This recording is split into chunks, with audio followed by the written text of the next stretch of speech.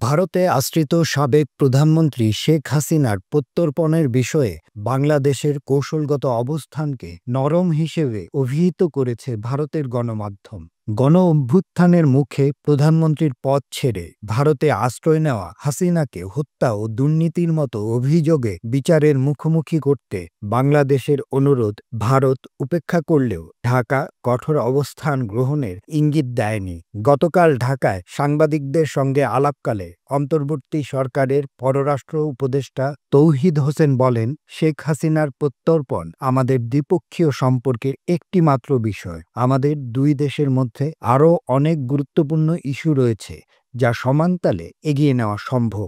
তিনি আরও বলেন, ২০২৫ সালের মধ্যে ভারতের পাশাপাশি যুক্তরাষ্ট্র ও চীনের সঙ্গে ভালো সম্পর্ক বজায় রাখা সরকারের অন্যতম শীর্ষ অগ্রাধিকার। এই মন্তব্যের ভিত্তিতে ভারতের দ্য টেলিগ্রাফ ইন্ডিয়া এক প্রতিবেদনে বলেছে, হাসিনার প্রত্যর্পণ ইস্যুতে বাংলাদেশের নরম কূটনৈতিক সুর দুই দেশের মধ্যে দ্বিপক্ষীয় সম্পর্কের গুরুত্বকে প্রতিফলিত করে। অন্যদিকে ঢাকার কূটনৈতিক সূত্রে জানা গেছে, শেখ হাসিনার প্রত্যর্পণের বিষয়ে ভারতের কাছ থেকে সাড়া না পেলে বিষয়টি নতুন করে তুলে ধরার জন্য সরকারের ওপর চাপ দিচ্ছে বিরোধী দল বিএনপি, জামায়াতে ইসলামী এবং বৈষম্য বিরোধী ছাত্র আন্দোলন। ছাত্র আন্দোলন, যা হাসিনা সরকারের পতনে গুরুত্বপূর্ণ ভূমিকা রেখেছিল, এই ইস্যুতে সরকারের কৌশলগত নরম অবস্থান নিয়ে প্রশ্ন তুলেছে। ভারতের পররাষ্ট্র মন্ত্রণালয়ের একটি সূত্র জানায়, ঢাকার নোট ভার্বাল মূলত দেশের অভ্যন্তরীণ চাপ সামলানোর একটি কৌশল।